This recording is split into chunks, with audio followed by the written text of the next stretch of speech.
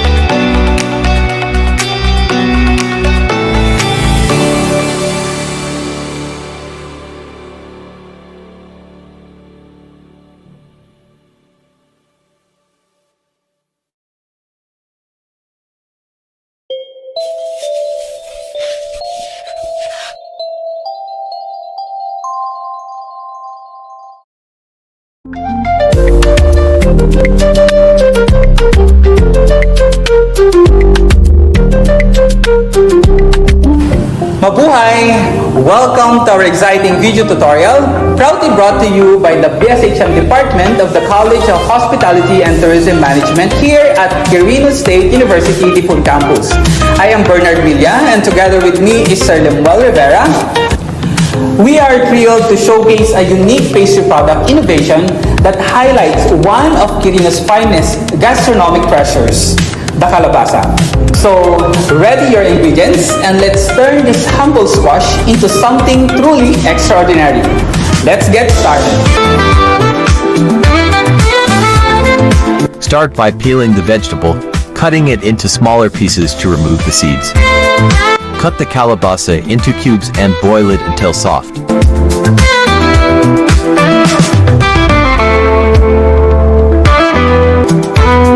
Check the texture of the boiled calabasa using fork. If the vegetable is soft enough to mash, remove the calabasa from the boiling water using a strainer and put into a mixing bowl. Mash the boiled calabasa until smooth. You can use food processor or fine mesh sieve to achieve smoother result. Add coconut milk, condensed milk, evaporated milk and cornstarch into the mashed calabasas. You can add a few drops of yellow food coloring to enhance the color. Mix thoroughly, then transfer into a pan, stirring to avoid lumps.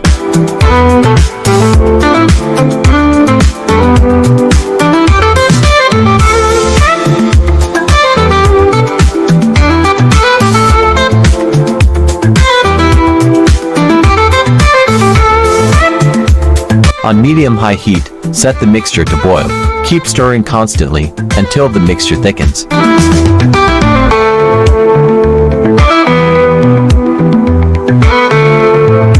Set aside.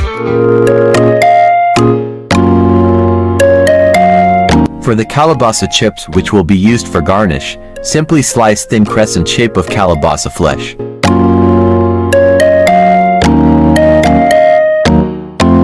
Trim the sides for even shape.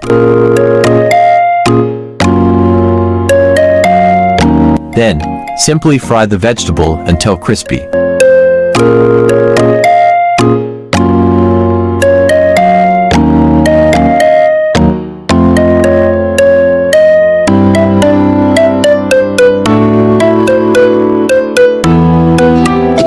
In a bowl, mix together the egg whites, flour, powdered sugar. Mix thoroughly until all ingredients are blended together. Then, add the butter and continuously mixing.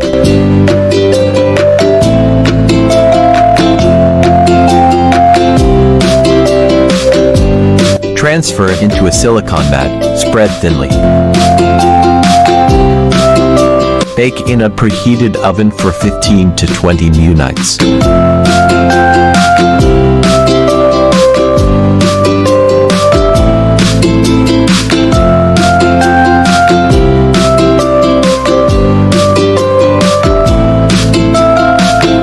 Using a food processor, reduce the peanut pralini into powder form.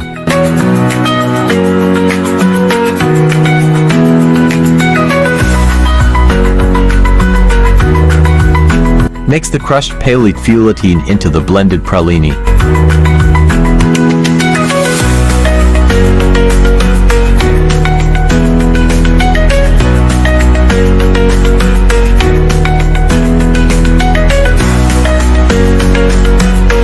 In a double boiler, melt the white chocolate.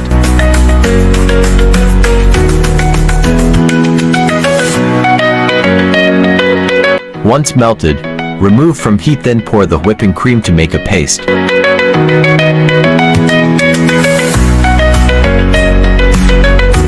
Cover with cling wrap, then chill for 20 minutes. Beat the mixture for about 2 minutes until you achieve a stable soft peak.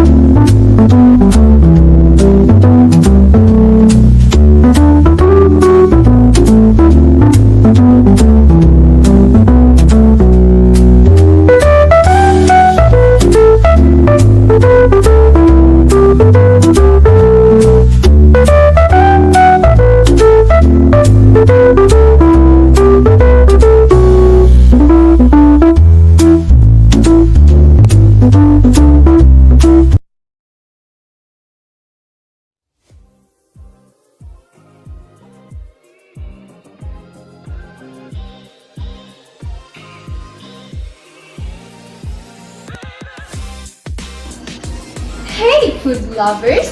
If you are a fan of Filipino food or simply looking tired to something new and bold today, you're in for a treat. Get ready because we are about to dive into one of the most iconic, flavorful, and comforting dishes from the Philippines.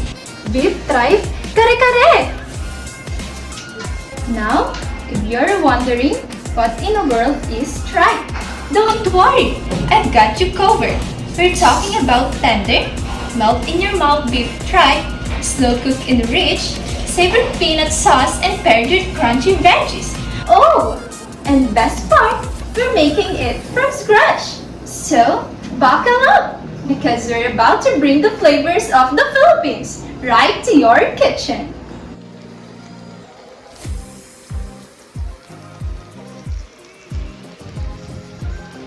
Now, let's prepare our beef tripe. Wash it under running water to remove any impurity. Now, let's prepare the veggies. Trim the ends of the string beans and cut them into 2-inch pieces. Slice your eggplant into thin. We'll fry this later for that crispy texture. Chop the Chinese cabbage into bite-sized pieces. This will soak up that peanut sauce beautifully. Place the tripe in a pot, cover it with water, bring it to a boil, then lower the heat. Boil some water with a pinch of salt and blanch the string beans, Chinese cabbage, and banana blossom for 1 to 2 minutes. Heat oil in a pan and fry the eggplant slices until golden brown. Now that the tripe is cooked, slice the beef tripe into 1-inch strips so it absorbs the flavors well. Heat the annatto oil in a pan and saute some chopped onions, garlic, and ginger until golden and fragrant. Now, add in our tender beef tripe and saute it for a few minutes.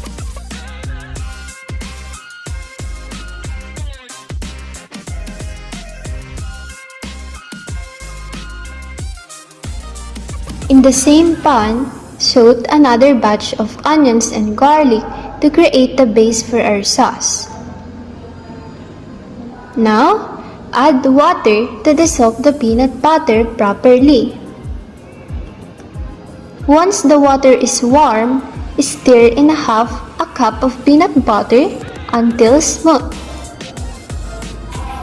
Next, add in our crushed peanuts for the signature texture.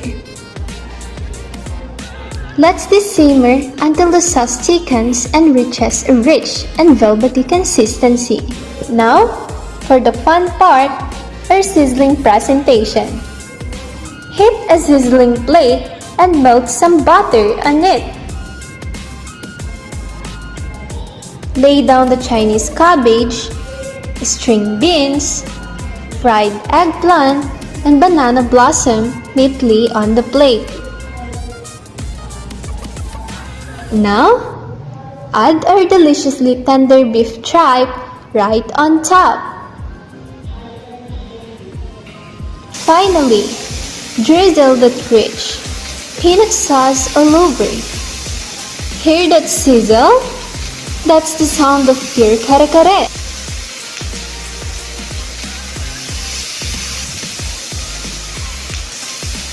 See you next time for more sizzling kitchen adventures.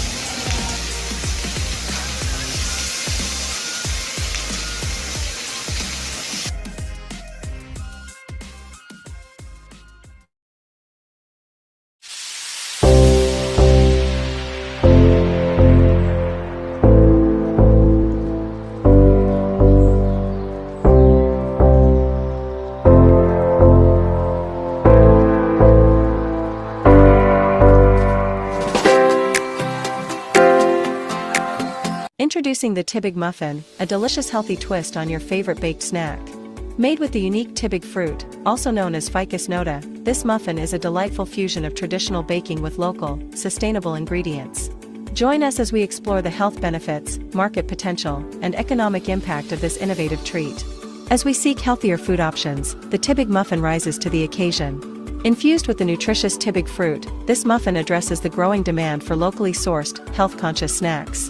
By promoting the use of indigenous fruits, the Tibig muffin supports sustainable agriculture, encouraging the cultivation of Tibig trees and reducing reliance on imported ingredients.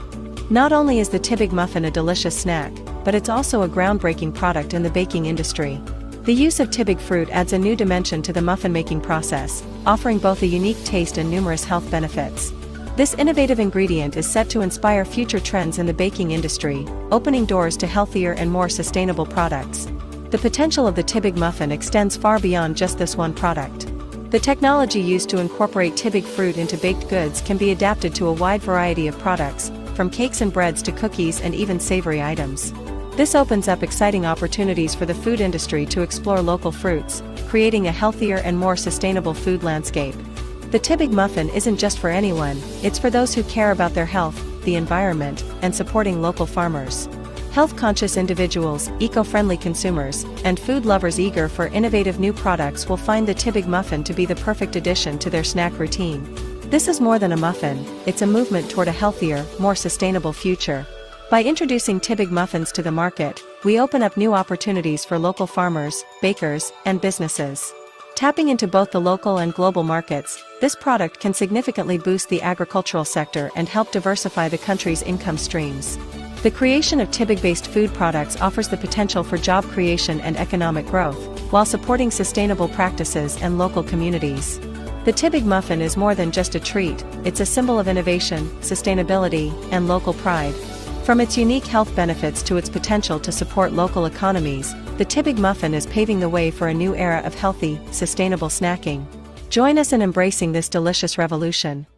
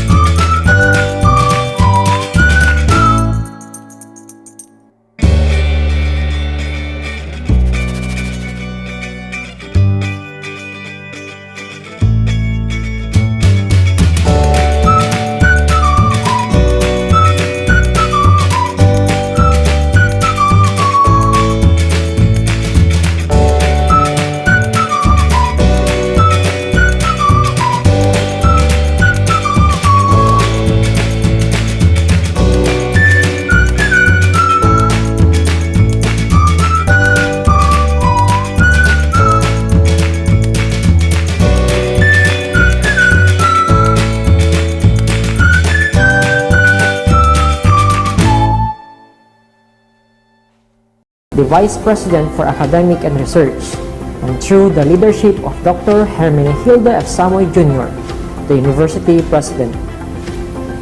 The decade of hard work on research, development, extension of tissue-cultured banana by the faculty and staff of the university's Ardet Department is a manifestation of dedication to boost the banana industry of the province. Package of Technology or POT on tissue-cultured banana production and management were introduced to the farmers through the assistance of PICARD.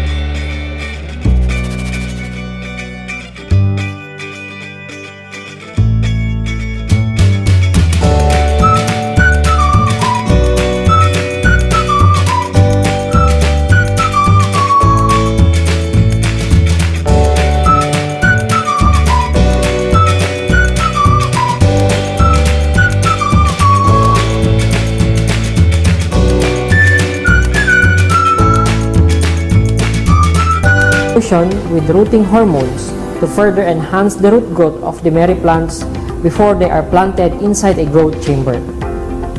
Planting them inside a growth chamber for 1 to 2 weeks serves as the primary hardening stage. A secondary stage of hardening followed by uprooting the Mary plants in the growth chamber and replanting on individual polybags that contain a mixture of soil media. Individual plants are watered as frequent as possible, given fertilizer when needed, apply insecticide when required, de-leaf when necessary, and remove weed regularly. The height, number of leaves, and the date of transplanting serve as the indicators that the transplanted TCBs are now ready for outplanting. The third package of technology is on plantation establishment and field management. Plantation establishment includes site selection, planting material,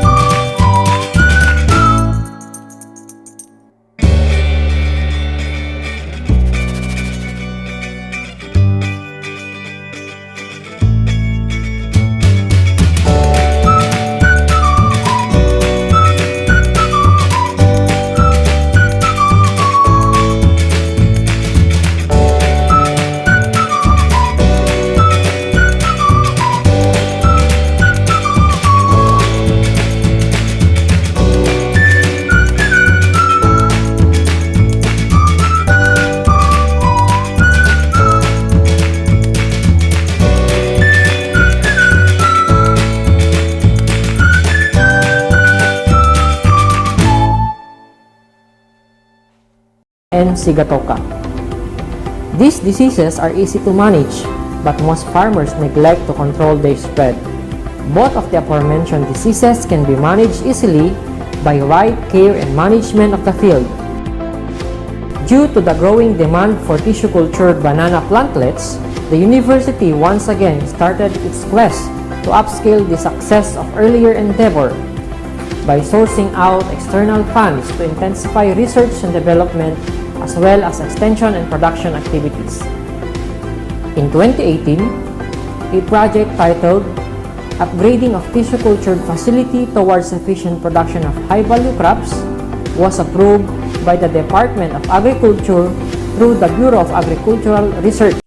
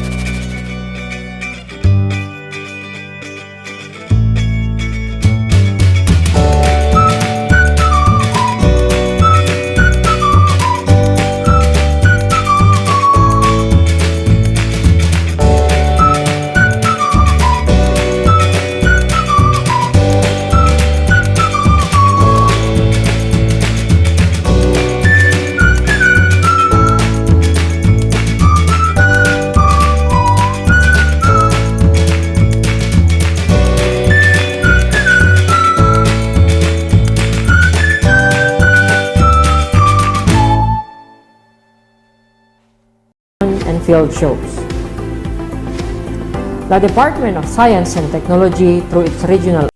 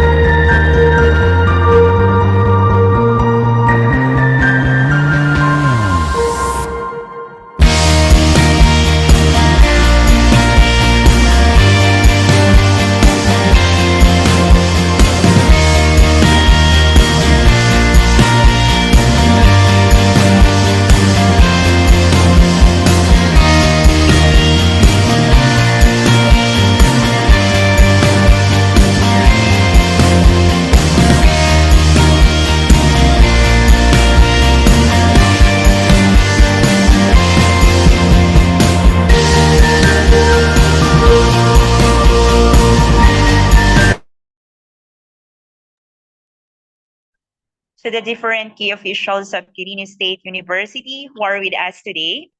We have our International Relations Officer, Dr. Ramiro Bautista, sir.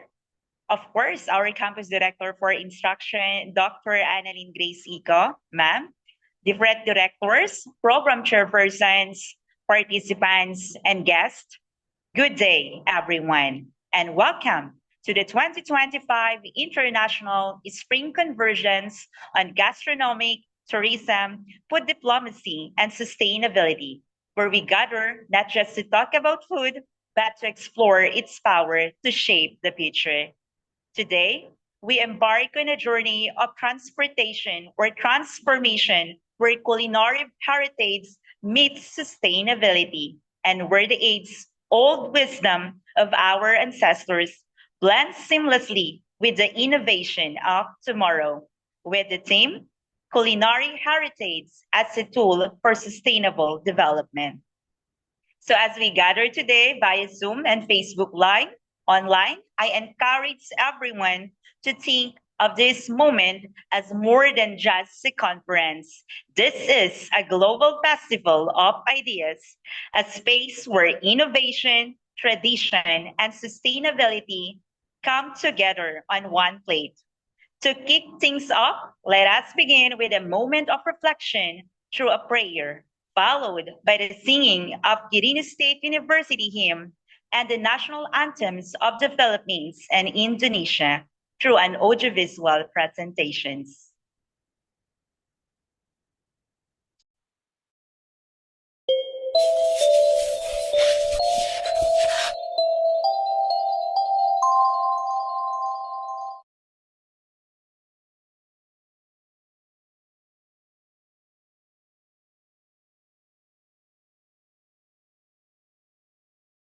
The Lord bless you and keep you. The Lord lift his countenance upon you and give you peace. And give you peace. And give you peace. The Lord make his face to shine upon you and be gracious unto you. And be gracious, the Lord be gracious, gracious unto you. Amen. Amen.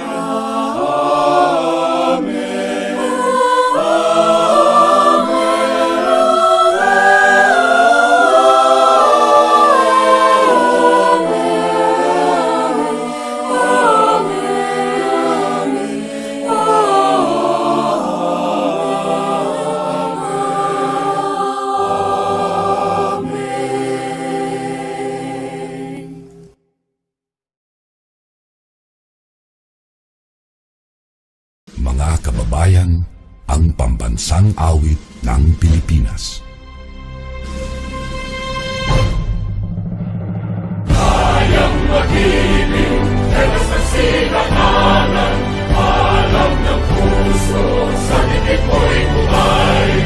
Lupang hinirang, tuyang ka ng magiting, sa manlulupin, di ka pasisigil, sa nagatak putok sa simoy at sa langit ng bagaw, ay hinatang tulad, awit sa paglayang minamahal. Ang isang ng matawad mo'y tagumpay na nag-iindig, ang bituin at araw niya kailan pang ay di magdidinig. Luman ang araw ng walhagit pagsinta, buhay langit sa piling mo. Ang higaya ng pagkay mga aking, at mamatay ng dahil sa'yo.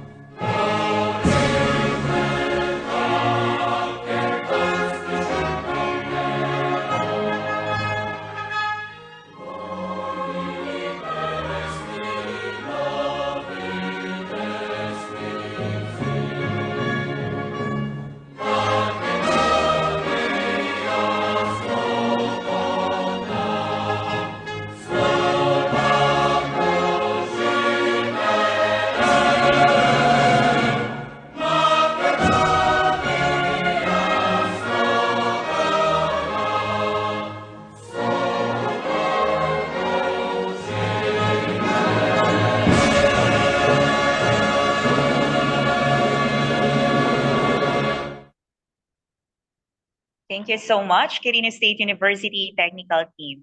And now, to officially open this session, it is our great pleasure to have Dr. Edward B. Alip, the Campus Administrator of Quirino State University Medali Campus, to deliver his opening remark.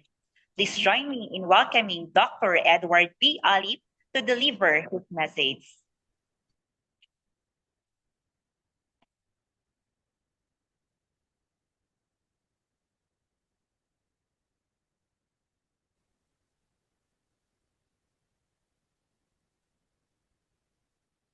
Good afternoon, everyone. It is with great enthusiasm and pride that I will be giving an opening message to the second season of the 2025 International Spring Convergence on Gastronomic Tourism, Food Diplomacy, and Sustainability.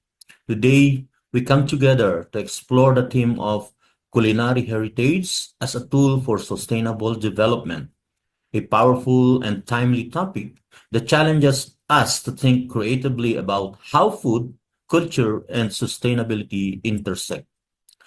Food is a mirror of our history, our communities, and our planet. As we set out on this thrilling adventure, we are reminded of this fact. This event offers a special chance to hear from professionals, participate in thoughtful conversations, and exchange ideas that could influence our approach to sustainability, tourism, and food system. Great speakers will share their knowledge and experience in their respective areas all day, from sustainable food system to organic farming, minimizing food waste, and creative ideas for resilient food system and tourism. There is much to investigate and find. Whether in our personal lives, our towns, or as global citizens, let the conversations of today motivate us all to act. Grounded in the rich culinary legacy that links us all, we together have the capacity to create a more sustainable future. Therefore, I once more sincerely welcome all of you to this event. This is our chance to grow, network, and learn together. Let us make the most of it. Your participation in this significant event is much appreciated. Welcome and let the convergence start. And once again, good afternoon, everyone. Thank you. Thank you very much, Dr. Edward Ali, for your insightful opening remarks. Your words really set the stage for the important discussions we are about to have today. All right, so let us proceed with our first lecturer for this session. So the topic is sustainable food systems, challenges, and opportunities for future generations. This lecture will provide us with an understanding of how food systems can be developed and strengthened to meet the needs of future generations, ensuring that we are able to balance the demands of a growing population with environmental sustainability. So ladies and gentlemen, let me introduce to you our first lecturer for today's session. He is the current program chair of Bachelor of Science in Agriculture at Quirino State University Medali Campus. He holds a Bachelor of Science in Agriculture, major in crop science, earned at Isabela State University at Tiague, and Master of Science in Crop Science, major in plant breeding from Central Luzon State University. He is also pursuing a Doctor of Philosophy in Crop Science at Isabela State University at Tiague campus. His career spans multiple roles, including Field Quality Inspector and Supervisor at Syngenta Philippines, where he worked on hybrid corn seed production and science research analyst at the Department of Agriculture Regional Office. He began his teaching career at Quirino State University as Instructor 1 and has since advanced to Assistant Professor 1, a licensed agriculturist and professional teacher. He was also a recipient of the DOST scholarship during his master's degree. His dedication in advancing agricultural education and research continues to shape the future of the industry. At this moment, may we now listen to the lecture of Assistant Prof. Denny T. Ruma. Sir Denny, take it away.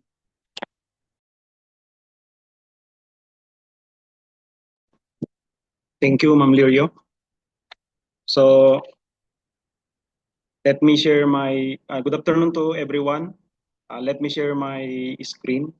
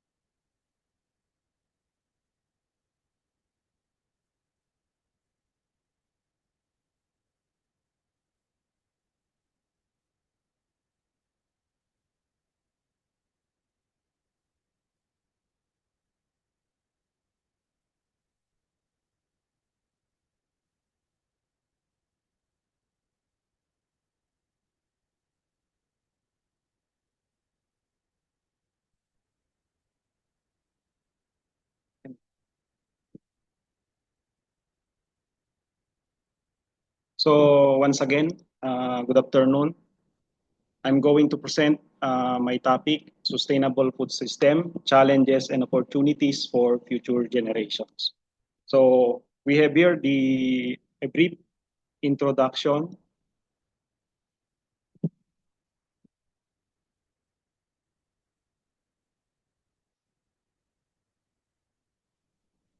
So, we have here the global scenario happening. In the first column, we'll need this figure presents the future challenges in agriculture as anticipated to face in year 2050. So this shows three major problems. In the first column, we'll need to feed the 9.8 billion in year 2050 from 6.8 billion in 2010 and expected to rise to approximately 10 billion in the year 2050. So we need more 56% more food to feed these populations. The next column is the limitation in the expansion of land. Of course, when the population increases, conversion of land from agricultural land to residential will follow. Currently, the world agriculture uses approximately 50% of the world vegetated land, and we need more 593 million hectares more to and more resources to supplement the production and to feed the 10 billion individuals in year 2050. In the last column is the reduction. Of course, we have to reduce also the greenhouse gas emission. These challenges leads to a new thinking about water scarcity, shrinking arable land, rural labor, climate conditions, and much more. The diminishment in rural population due to urbanization is not only shrinking communities, but it's also leading to aging populations. Therefore, younger growers must step forward to take responsibility. The generation shift and population imbalance create further implications for the workforce, and productions. We must reduce the greenhouse gas emissions by utilizing innovative technologies, adopt smart farming technologies, practice urban agriculture, and use resilient crop varieties in order to withstand this global scenario. So we have here the sustainable food chain, a food system. This ensures food security and nutrition in a way that does not comprise the economic compromise the economic, social, and environmental foundations for future generations. It involves responsible farming practices, biodiversity conservations, equitable food distributions, and minimal environmental impact. A sustainable food system is one that does not only provide sufficient, safe, and nutritious food to meet the dietary needs and preferences of growing populations, but preserves and strengthens the economic, social, and environmental foundations necessary for future generations. It encompasses the entire food chain from production and processing to distribution, consumption, and waste management, and production and processing, and ensuring that each stage operates responsibly and efficiently. Sustainable farming practices play a central role emphasizing soil health, water conservation, reduced chemical use, and methods that support the regeneration of ecosystem rather than their depletion. The most important is the conservation of biodiversity, which helps maintain resilient ecosystem that can adapt the climate change, pests and diseases, while also ensuring the continued availability of a wide range of foods. Additionally, a truly sustainable system prioritizes equity, aiming to provide fair access to food for all, protect the rights and livelihood of workers and farmers, particularly smallholders, and reduce food insecurity and malnutrition. Lastly, minimizing environmental impact is essential. This means reducing greenhouse gas emission, avoiding pollutions, preventing deforestation, and cutting down of food waste throughout the supply chain. A sustainable food system seeks to balance the human needs with planetary boundaries, fostering long-term health for both people and the planet.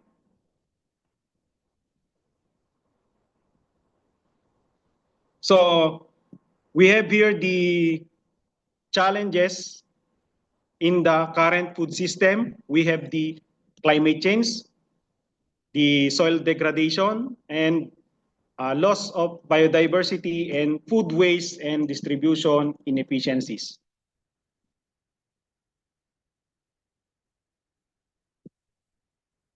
The first one is the climate change. This is the erratic weather patterns such as drought and floods threatens food productions. Climate change poses a significant threat to global food security by disrupting the natural system that agriculture depends on. Erratic weather patterns, including unpredictable rainfall, extended droughts, and intense storms, can severely affect crop yields and reduce the reliability of food productions.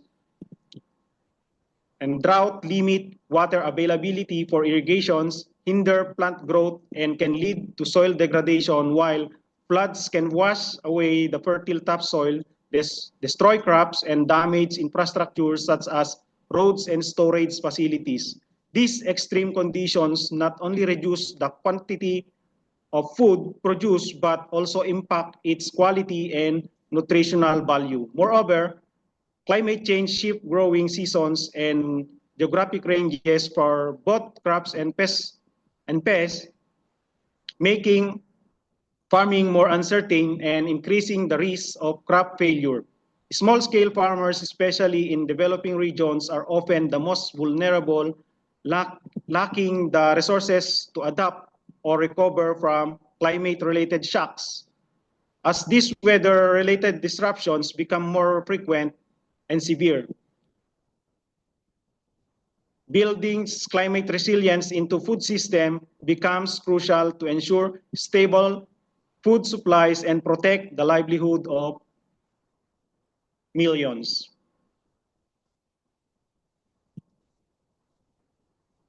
Another one is the soil degradations. It is caused by the excessive use of chemicals, fertilizer, and monocropping deplete soil nutrients. So it is a growing concern in modern agriculture, particularly due to excessive use of chemical fertilizers and the widespread practice of monocropping. When synthetic fertilizers are over-applied, they can disrupt the natural balance of nutrients in the soil, leading to nutrient imbalances and reduced soil fertility over time. This is not only diminishes the soil ability to support healthy plant growth, but also affects its structure and water retention capacity. Monocropping is the repeated planting of a single crop in the same area, further exacerbates the problem by depleting specific nutrients that crop relies on. Without giving the soil a chance to recover, it also reduces biodiversity in the soil, making it more susceptible to pests and diseases. And of course, causes erosion. As a result, farmers often become increasingly dependent on chemical inputs to maintain productivity, which creates a vicious cycle of declining soil health. Long-term soil degradation can lead to a lower crop yields, increased costs for farmers, and ultimately a threat to food security and sustainability.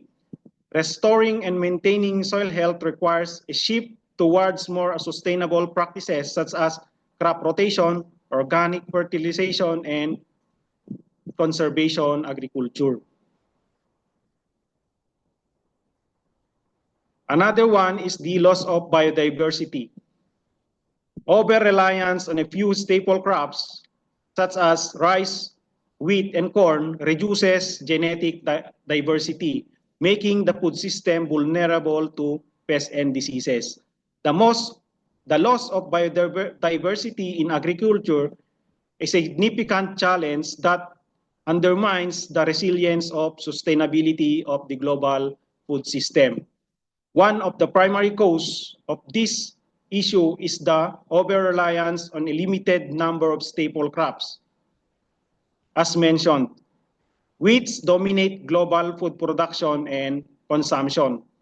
While these crops are efficient and high-yielding, focusing so heavily on them reduces genetic diversity in the food supply.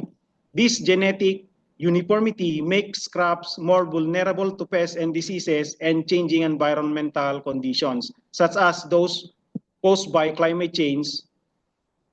Without a wide variety of species and genetic traits to draw from, it becomes more difficult to adapt to new threats or to develop crops that can withstand stressors like drought, salinity, or emerging pests.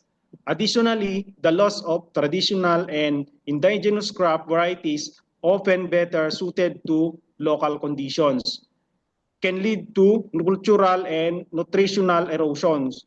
Biodiversity is not just about crop species, but also includes the diversity of soil microbes, pollinators, and natural predators, all of which play vital roles in maintaining healthy ecosystems.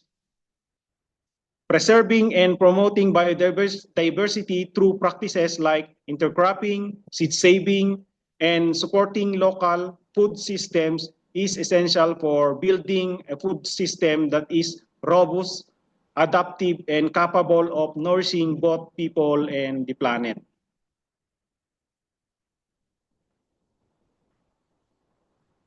The last one is the food waste and distribution inefficiencies. Large amount of food go to waste while many people still experiencing hunger. Food waste and distribution inefficiencies represent a paradox at the heart of the global food system. While enough food is produced to feed the entire population, millions of people still suffer from hunger and malnutrition. A significant portion of food is lost or wasted at the various stages of the supply chain, from production and post-harvest handling to processing, retail, and consumptions. In developing countries, much of the food loss occurs due to inadequate infrastructure such as poor storage facilities, lack of refrigerations, and inefficient transportations, which lead to spoilage before food reaches to market. In contrast, in wealthier nations, food waste is often driven by consumer behavior, including overpurchasing, confusion over expiration labels, and discarding food that is still edible. Meanwhile, systemic inefficiencies in distribution mean that surplus foods in some regions does not reach those in need in others. Highlighting issues results in the wastage of resources used to produce the food, land, water, energy, and labor, while adding the greenhouse gas emissions from decomposing food in landfills. Addressing food waste and improving distributions requires coordinated efforts across sectors, including better storage technologies, smarter logistics, public awareness campaigns, and policies that encourage redistribution of surplus food to vulnerable areas.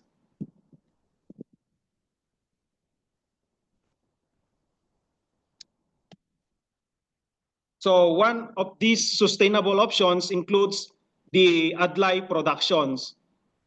This adlay is one of the product of or produced by Quirino province. Amidst these challenges, adlay emerges as viable alternative to conventional staple crops. Adlay, also known as jabtirs, it is a hardy nutrient grain that has been cultivated in Southeast Asia for centuries. It belongs to the family Poaceae or grasses, the same family to wheat and corn and rice. The stem of adlay could grow up to 1 to 3 meters tall. The grains are white or brown, spherical in shape, and have a groove at one end and become the source of staple food of many native people, particularly in highlands. So we have here the adlay benefits. One is its climate resilience, and of course the nutritional superiority. It is also used for sustainable farming practices and opens economic opportunities, and due to its culinary versatility.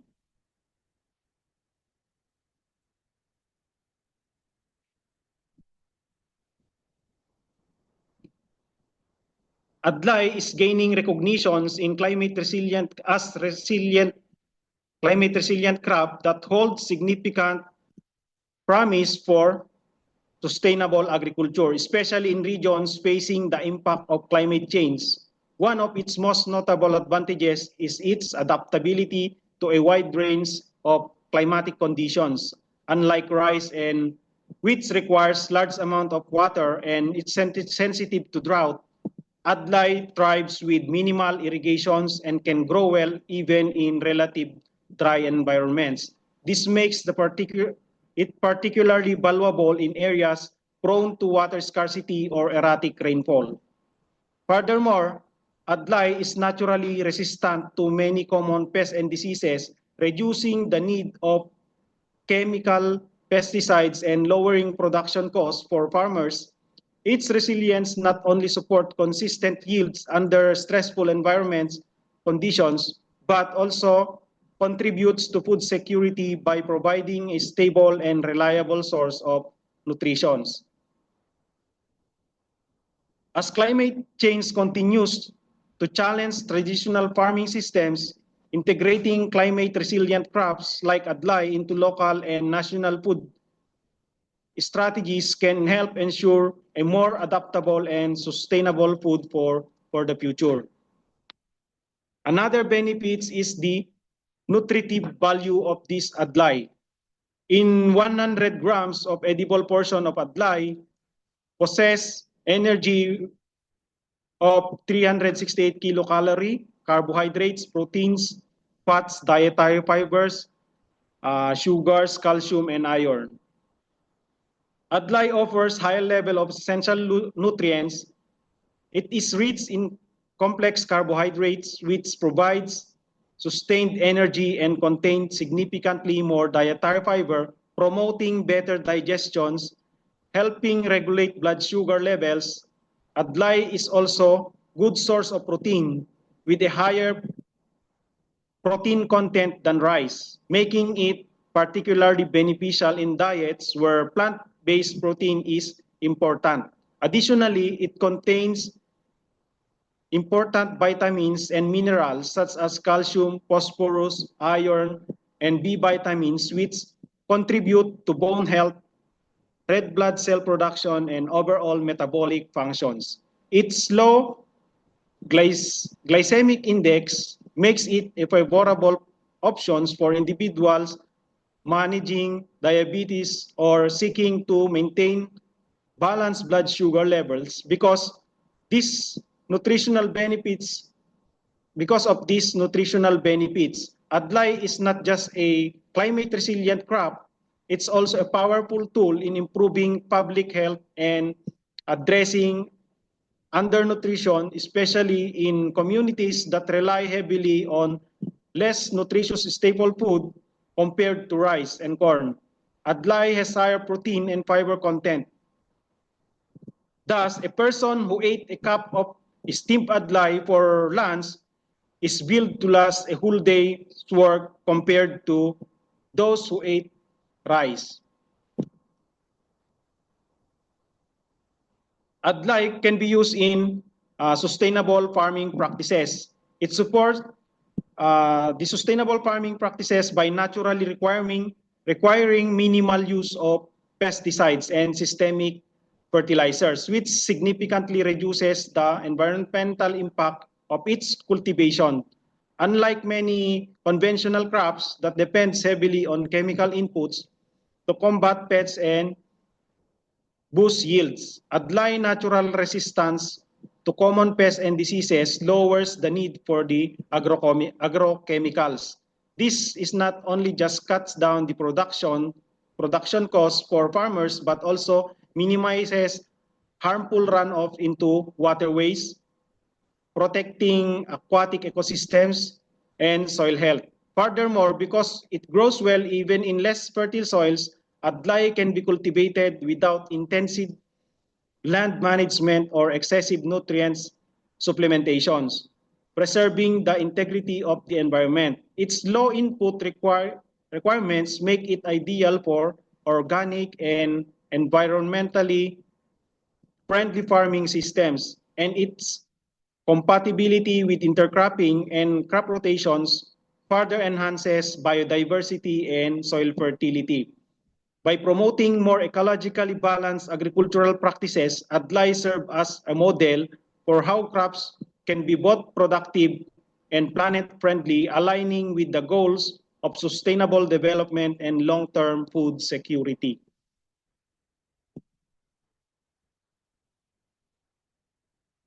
Another one is this adlay opens economic opportunities. Encouraging the production of adlay presents valuable economic opportunities, particularly for local farmers seeking for sustainable and profitable alternatives to traditional crops. As demand for healthier and more climate resilient food options, adlay offers a promising livelihood that can diversify farmers' income sources, and reduce their financial risk. Unlike heavily imported grains like rice and wheat, which often dominate the market and can subject to price fluctuations and supply disruptions, adlay is locally grown and can be marketed as a premium, indigenous, and nutritious grains. This reduces dependency on imported staples and helps strengthen food sovereignty. By cultivating adlay, farmers can tap into niche market focus on the health-conscious consumers, eco-friendly products, and heritage grains, potentially fetching higher prices. Moreover, supporting local adlay production stimulates rural economies, creates value chain opportunities in processing and marketing. It empowers farming communities to be more self-sufficient and resilient in the face of economic and environmental challenges. The last one is the culinary versatility. Adlai's culinary versatility is one of its appealing qualities, making it an excellent addition to both traditional and modern kitchens. Its texture and mild nutty flavor allow it to serve as a nutritious substitute to rice in a wide range of dishes, from everyday meals to festive recipes. It can be steamed and served as a grain side dish, much like rice or quinoa, or incorporated into hearty soups and stews, where it holds its shape well and adds a satisfying bite. Adlay is also commonly used in porridge, offering wholesome and filling options for breakfast or snacks. Beyond these uses, adlay can be milled into flour and used in baking or as a base of gluten-free products, including breads, pastries, and noodles. Its adaptability not only appeals to health-conscious consumers and chefs seeking new ingredients, but also make it a culturally flexible craft that can be integrated into a variety of regional cuisines. This broad culinary range increases its marketability and makes it easier for communities to adapt and enjoy it as part of their daily diets.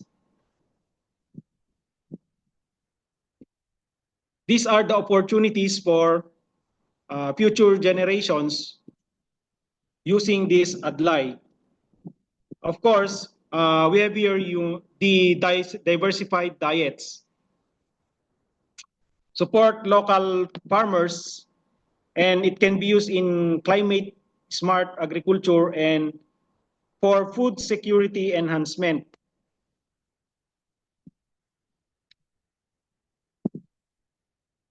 By promoting adlay as part of sustainable food system, we open doors to numerous opportunities. Adlay's versatility in the kitchen makes it an excellent ingredient for creating a wide array of diversified recipes that cater to various dietary needs and preferences. As a healthy alternative to white rice, it can be used in classic dishes such as stir fries, grain bowls, or as a base for vegetables and meat toppings. Its chewy texture and nutty flavor also make it a great addition to salads, adding both substance and nutrition. For breakfast, adlay can be cooked into a creamy porridge flavored with fruits, nuts, or local sweeteners like honey or coconut milk. It can also be ground into flour for gluten-free baking, making it ideal for breads, muffins, pancakes, and even pasta. In soup and stews, it holds up well and adds satisfying bite, perfect for hearty, nourishing meals because it can be used in both savory and sweet dishes. Adlay open up countless culinary possibilities from traditional recipes with a twist to modern, healthy, health-focused meals. These diverse preparations not only keep meals exciting and flavorful, but also promotes better nutritional intake and support a more balanced and sustainable diet.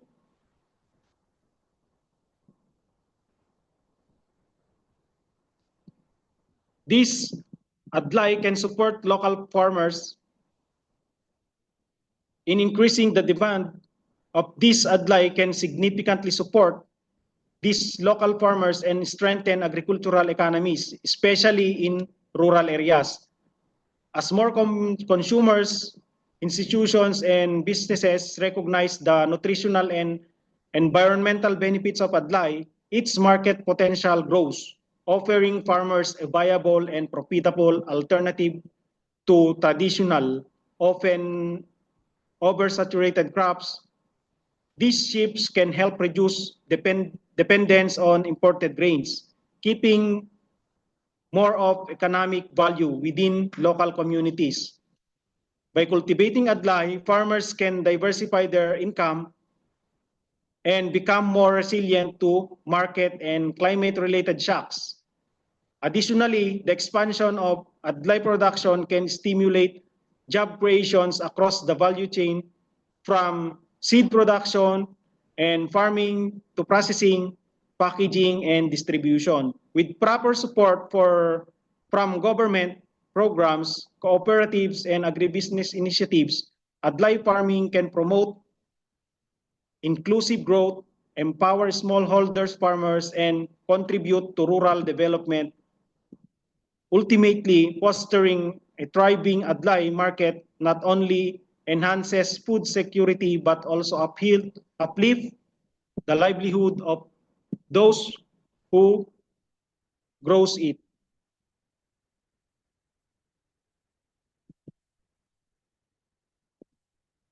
Another one is the use it for climate smart agriculture.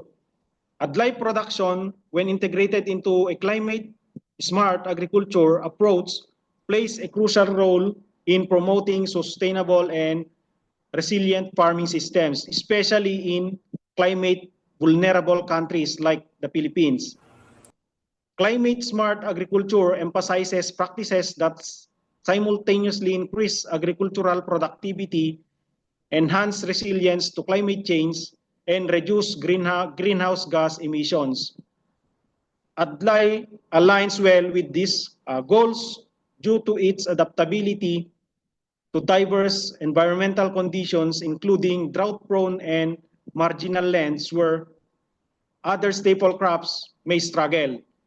Its low requirement for water and agrochemical inputs make it an environmentally friendly option, reducing the carbon footprints and preserving natural resources such as soil and water. Furthermore, adlay natural resistance to plant and diseases lessens the need for systemic pesticides, promoting healthier ecosystems and minimizing health risks to farmers. By adopting climate smart practices such as intercropping, organic fertilization, and conservation tillage in adlay cultivation, farmers can only secure stable despite climate uncertainties, but also contributes to long-term food security. In regions like the Philippines, where agriculture is both a livelihood and pillar of national food supply, promoting adlay through a climate-smart lens empower communities to adapt to changing climates while building more sustainable and self-reliant food system.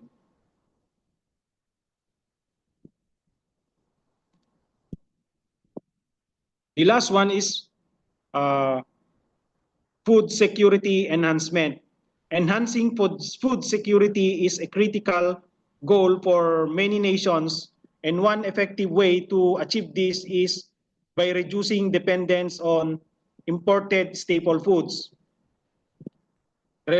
Relying heavily on imported grains such as rice and wheat, and including corn, exposes countries to global market fluctuations, trade disruptions, and price volatility, which can threaten the stability and accessibility of food supplies. By promoting the cultivations and consumptions of locally grown alternatives like this adlay, countries can strengthen their domestic food systems and increase self-sufficiency.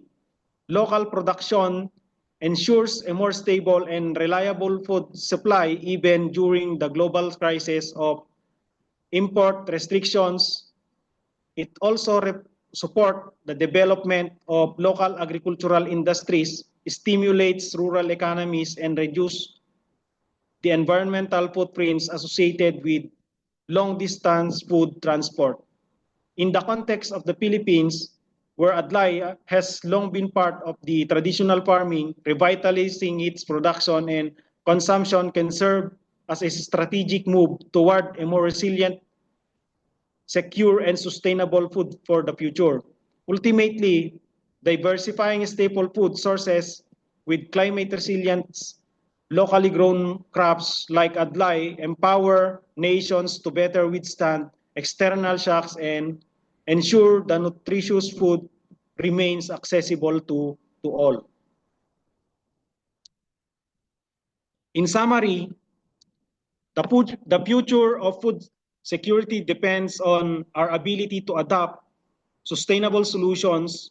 Adlay is a promising alternative to conventional grains, offering environmental, economic, and nutritional benefits by raising awareness and integrating it into mainstream agriculture and diets. We can build a resilient and self-sustaining food system for future generations. That's all. Thank you.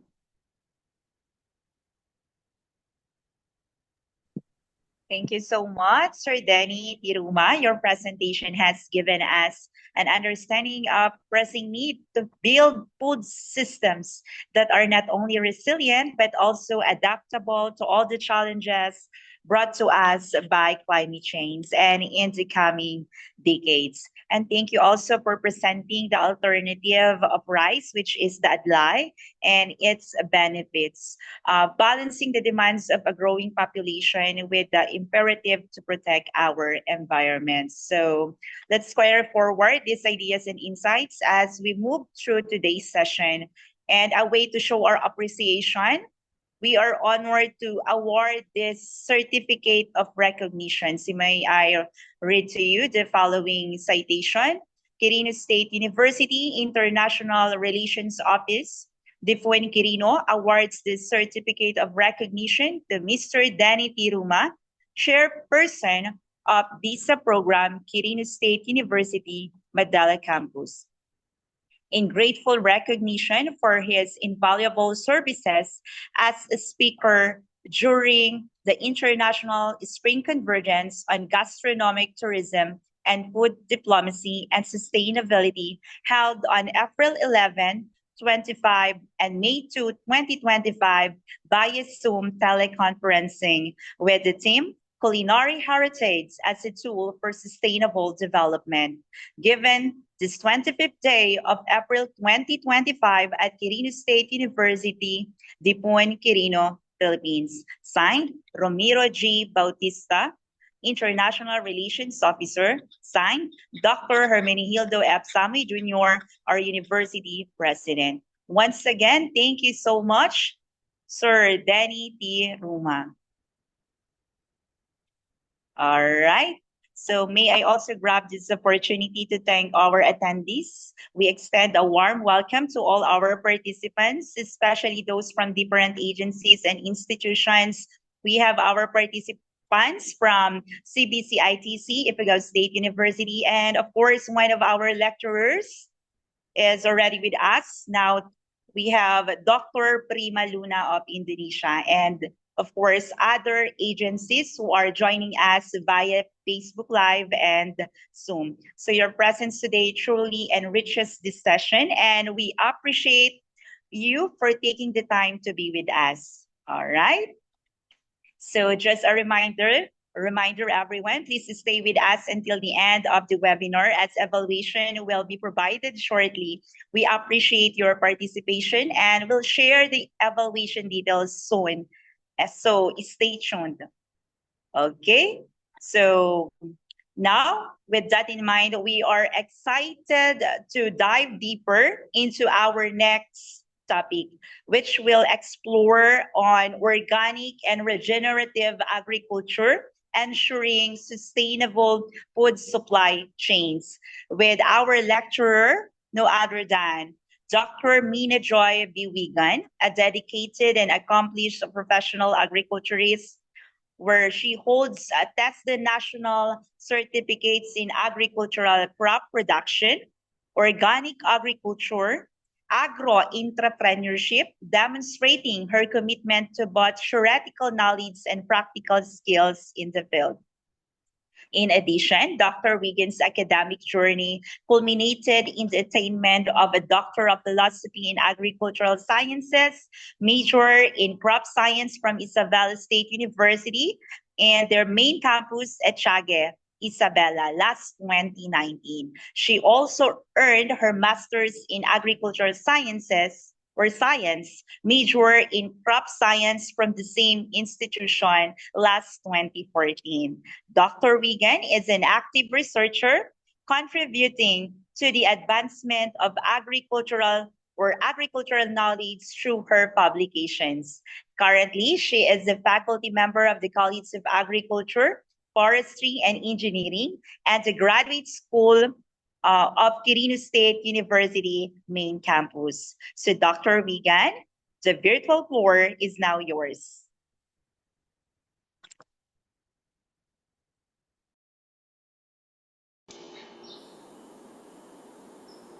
Good day, everyone. Thank you for that introduction. We are in a critical juncture where our food systems, while feeding billions of people, are also contributing to environmental degradation, climate change, and the depletion of biodiversity. The conventional farming, which is reliant on synthetic inputs and monoculture farming practices, is showing its limitations. But today, I want to talk about effective approaches that can transform our food systems, our food chains, organic and regenerative agriculture. These represent a fundamental shift in how we view our relationship with the land and the food it provides. They offer a pathway towards sustainable food chains, ensuring food security for generations to come while restoring the health of our soil and the planet.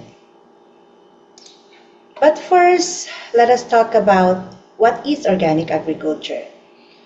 It is a holistic production management system which promotes and enhances agroecosystem health, including biodiversity, biological cycles, and soil biological activity, emphasizes the use of management practices over the use of off-farm inputs, and utilizes cultural, biological, and mechanical methods as opposed to synthetic materials. Organic agriculture combines tradition, innovation, and science to benefit the shared environment and promote fair relationship and a good quality of life for all involved. Organic agriculture is a production system that prioritizes the health of soil, ecosystems, and people. It relies on ecological processes, biodiversity, and cycles adapted to local conditions, rather than the use of inputs with adverse effects such as synthetic fertilizers, pesticides, and genetically modified organisms. It aims to optimize quality in all aspects of agriculture and the environment. At its core, organic farming is about working with nature and not against it. Let's talk about the 4 principles of organic agriculture according to IFOAM. What is IFOAM? IFOAM is International Federation of Organic Agriculture Movement. It is the leading international organization in the organic agriculture movement, and its principles are widely recognized and respected. Many countries align their national organic standards with IFOAM's principles to facilitate international trade and ensure consistency in organic practices. The first principle is the principle of health. This principle emphasizes that organic agriculture views the health of all components of the agricultural ecosystem as interconnected. It aims to avoid practices that harm this holistic health and instead promote practices that nurture it. The second principle is principle of ecology. This principle highlights importance of working with natural ecological processes. Organic agriculture seeks to mimic natural cycles, maintain ecological balance, and conserve biodiversity. The third principle is the principle of fairness. This principle stresses the importance of equity in organic agriculture. It's about fair relationships at all levels, including farmers, workers, consumers, and the environment. The fourth principle is the principle of care. This principle emphasizes the need for a cautious and responsible approach in managing organic agriculture. It highlights the importance of protecting the well-being of current and future generations as well as the environment by taking preventive measures.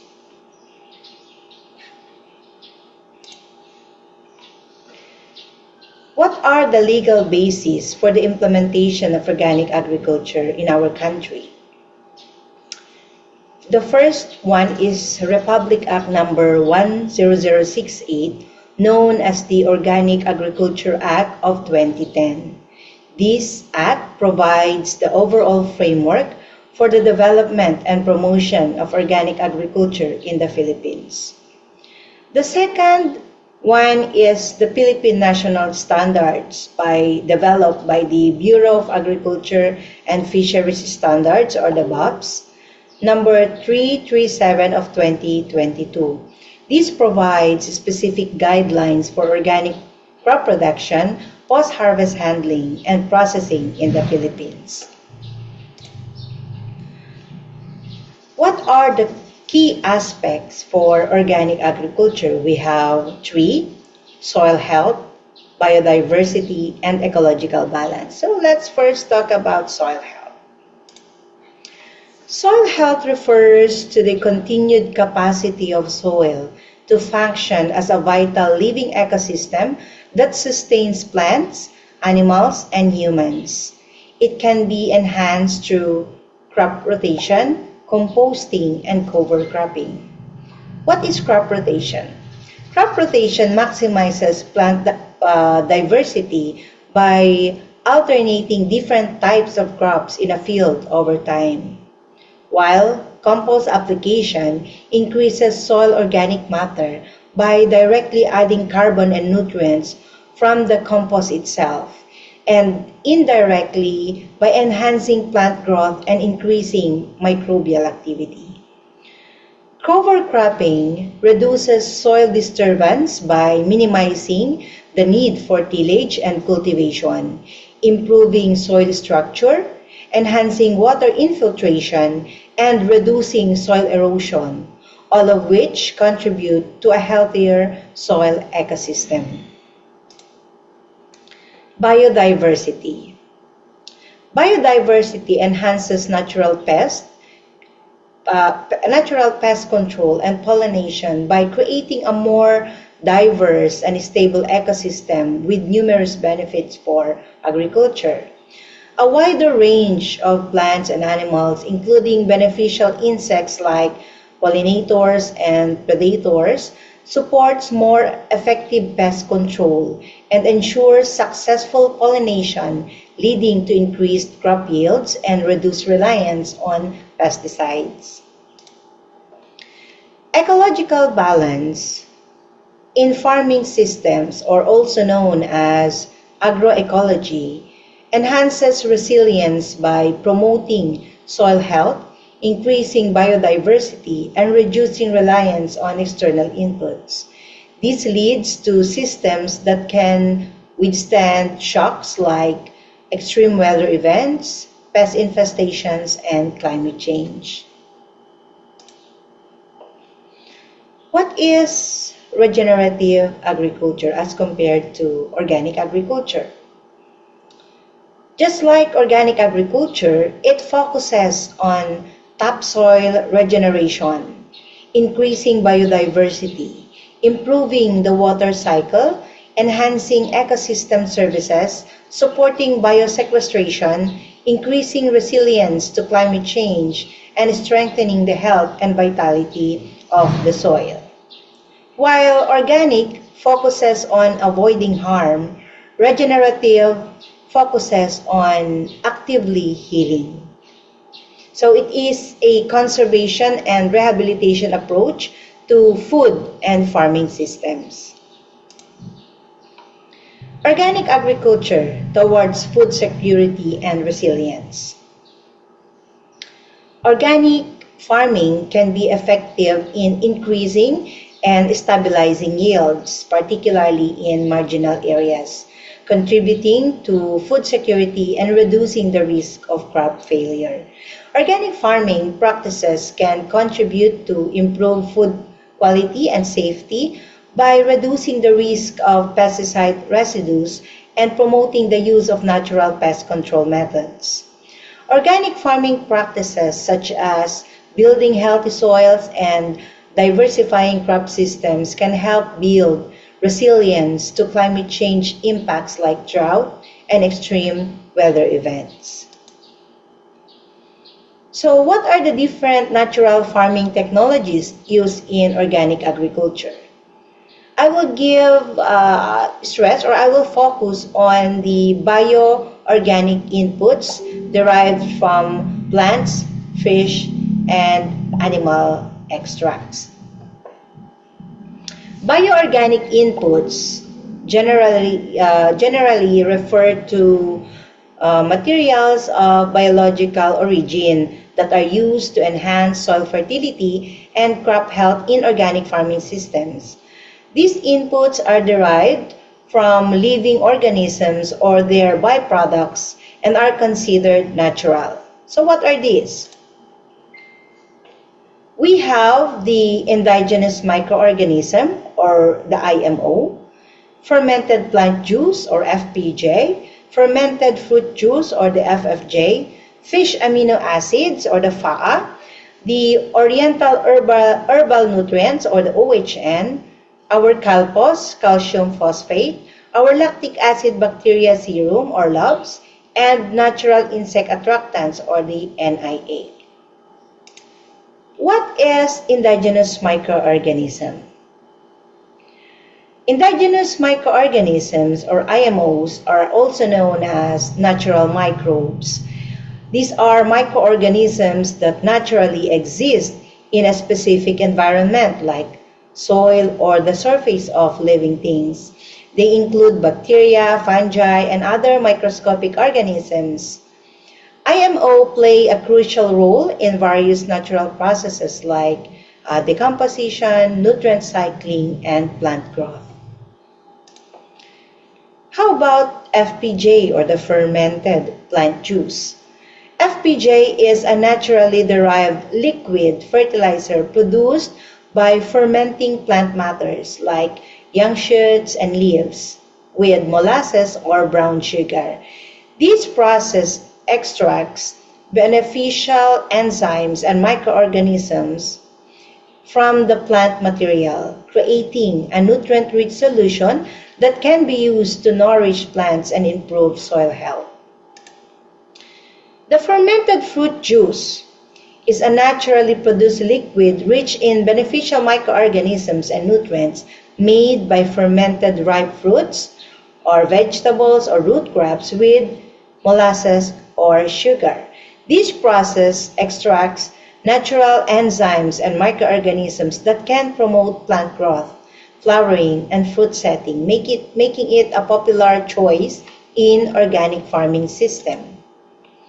The fourth one is the fish amino acid, which is made from discarded parts of the fish, including the bones, head, internal organs, and skin, with molasses or sugar. But you can also use the meat part. The FAA contains 90% nitrogen and 2.5% phosphorus. This biofertilizer helps reduce costs for farmers since main ingredients like fish scraps are usually free or can be purchased at low cost. The fifth one is the Oriental Herbal Nutrients or the OHN. It is a fermented herbal concoction used in natural farming to revitalize crops, boost their growth, and protect them from pests and diseases. It is made by fermenting a mixture of herbs like ginger, garlic, cinnamon, or licorice with brown sugar and alcohol.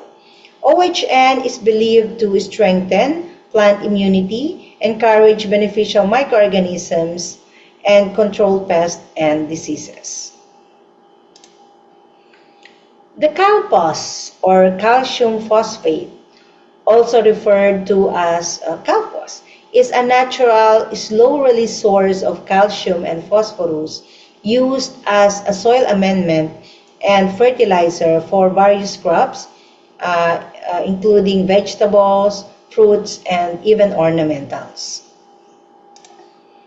Lactic acid bacteria serum is a probiotic concoction used in agriculture and other applications. It's made by cultivating lactic acid bacteria, which are beneficial microorganisms from sources like rice, wash, or milk.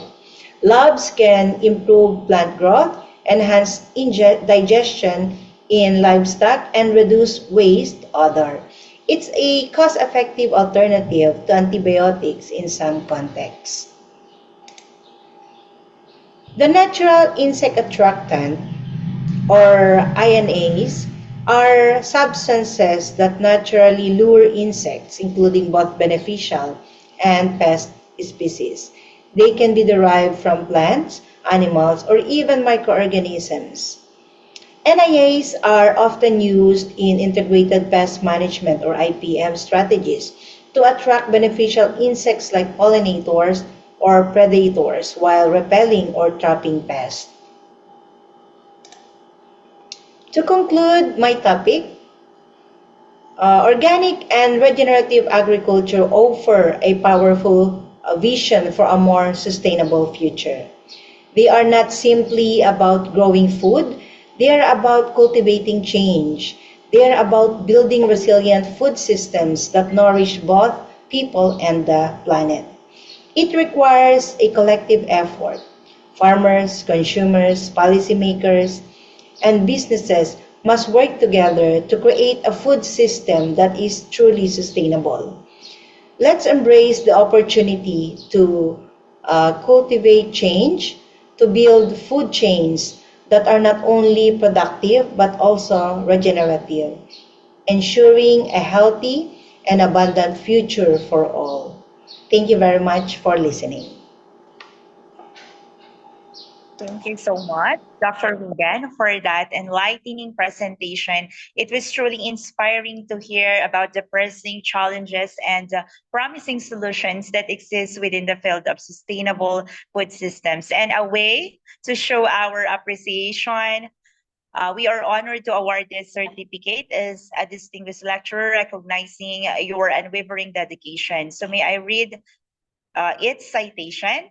Quirino State University International Relations Office, Dipon Quirino, awards this certificate of recognition to Dr. Mina Joy Biwigan, chairperson of MSA program, in grateful recognition for her invaluable services as a speaker during the 2025 International Spring Convergence on Gastronomic Tourism and Food Diplomacy and Sustainability held on April 25 and May 2, 2025 via Zoom teleconferencing with the theme Culinary Heritage as a Tool for Sustainable Development. Given this 25th day of April 2025 at Quirino State University, Dipon Quirino, Philippines. Signed, Dr. Ramiro G. Bautista, International Relations Officer, and signed, Dr. Hermenegildo F. Samuel Jr., University President. Moving on to our third topic of the day, which is entitled Reducing Food Waste Best Practices for Sustainable Hospitality Tourism. This lecture will explore innovative solutions and best practices in the hospitality and tourism industries to minimize food waste and promote sustainability. So our next lecturer is no other than Ma'am Maricel Bibaroga, an assistant professor of Quirino State University. She currently serves as the program chair person of the Bachelor of Science in Tourism Management. Apart from her administrative and teaching duties, she also engages in research focusing on tourism and hospitality. She has explored topics such as tourism impacts, green practices, tour guiding, and ecotourism in Quirino province. Ma'am Maricel is also passionate about sharing knowledge not just with the college students, but also to TESDA scholars. She actively participates in TESDA training programs. She serves as trainer and competency assessor for various tourism-related TESDA qualifications. Ma'am Maricel believes in continuous learning and collaboration to help shape a sustainable tourism industry. Ma'am Maricel, please take it away. Thank you, Ma'am Lirio. Let me just share my screen.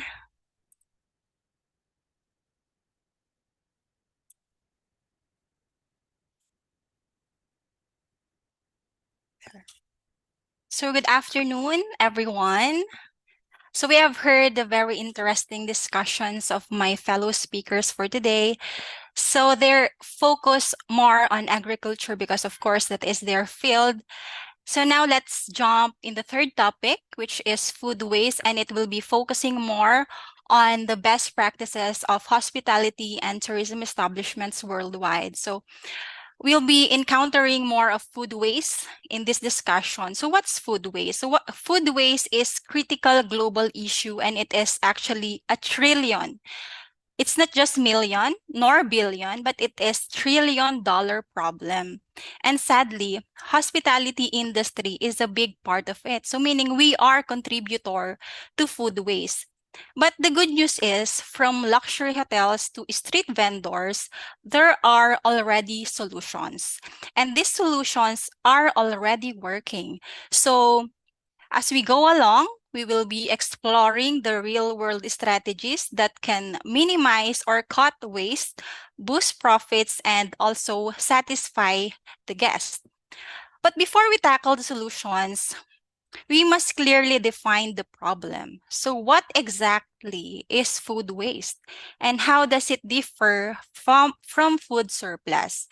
So in line with the United States Environmental Protection Agency, or the EPA, and the United Nations definition, food waste is now defined as uneaten food and inedible parts. So examples of inedible parts are peels, pits, bones, that are going to the following 8 destinations, which are composting, anaerobic digestion, landfill, combustion, sewer, dumping, spread onto land, or not harvested. So it is a subset of surplus food, which is defined as food that goes unsold or unused by a business, or that goes uneaten at home, including food and inedible parts that are donated, fed to animals, repurposed to produce other products, and all the destinations represented in the food waste. So the critical distinction of these two terms is that food waste is an endpoint, while surplus represents an opportunity. So our challenge, and at the same time our opportunity, lies in preventing food from becoming how we handle food surplus. So some surplus food is inevitable, But the goal of food waste reduction effort is not only to get food out of landfill, it is also to make sure that food is going to its highest and best use. So what is its highest and best use? That is to be eaten or to be consumed by human. So this can be seen in guidance provided by the EPA in its wasted food scale. So for us to have an idea of food scale, EPA's wasted food scale rather. So this is the framework. So essentially, all the resources required to produce, to transport, to store, or to sell a truckload of perishable goods. For example, broccoli, strawberry, tomatoes have been better used when those strawberries are consumed by people rather than, for example, added to soil as compost or worse, sent to landfills. The US government has set 50% food waste reduction goals. So it aims to cut the amount of food waste in the retail, in food service, residential sectors in half. 50%. So in line with the United Nations Development Goal, or what we call the SDG number 12, if we are familiar with that, that is responsible consumption and production. So that is SDG number 12. Where does food surplus occur? So surplus food is often considered to be singular problem, but it is actually there is entirely different situation for hundreds of tons of broccoli to go unharvested on farm compared to a half full platter of uneaten potatoes that's scraped into trash at home. So loss and waste occur at each stage of supply chain, with the majority happening at consumer-facing businesses. That includes grocery stores, in the hospitality industry, restaurants, and other businesses that sell and serve food, and also in our homes. So food waste is systematic in nature, and it is important to recognize that what happens to one stage is often influenced by something that happens at another stage. Which food are surplus? So which foods are surplus? 80% of surplus comes from perishables, which includes fruits, vegetables, meats, seafoods, milk, dairy products, and some grain products such as bread or bakery items. So perishable, it perishes. By nature, they can spoil. So they are often discarded. So in contrast, non-perishable food like pasta, canned goods, highly processed food, or shelf-stable product, they do not go bad as easily. So fruits and vegetables constitute more than a third of total food waste. Meats and seafood, while perishable, are the most expensive food types and therefore tend to have lower waste rates due to the high value. So what causes surplus food?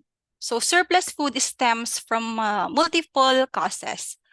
First is farm. So much of our food waste begins before harvest.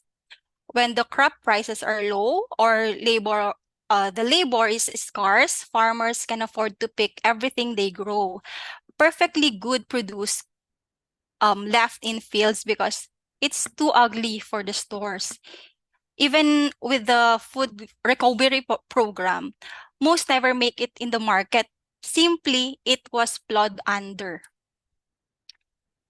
Second cause of food surplus is manufacturers. So about 90% of food surplus comes from byproducts like peels, stems, bones, and production line waste. So many of these trimmings, such as yung potato peels from French fries, are still edible. Product variety also creates inefficiencies. Each time a production line changes, it must be emptied and cleaned. Third is retailers. Consumer demand for variety and quality puts pressure on inventory management and food purchasing. Changing stocking practices or product sizes is often difficult, especially when tied to a retailer's brand identity. They have these high standards for freshness. Also, it leads the business to discard food, even if the food is still safe, edible, they are often discarded. So, they also have this data label confusion, which accounts about 50% of retail food waste. Next is food service. Actually, this one is obvious. Like retailers, food service businesses face pressure to offer a variety of speed, especially in fast food chains. Challenges also is in forecasting, storage, and preparation methods. About 70% comes to plate waste because consumers, they often leave food uneaten, especially with the growth of, only rice, all you can restaurant, the samgyeopsal. They all cause food surplus. Last is homes. So every one of us is a contributor to food waste. Poor food management at homes that leads to spoilage and waste. Also, what contributes heavily is the unplanned and bulk buying of stocks, confusions over date labels, and lack of knowledge on storage and repurposing. Now,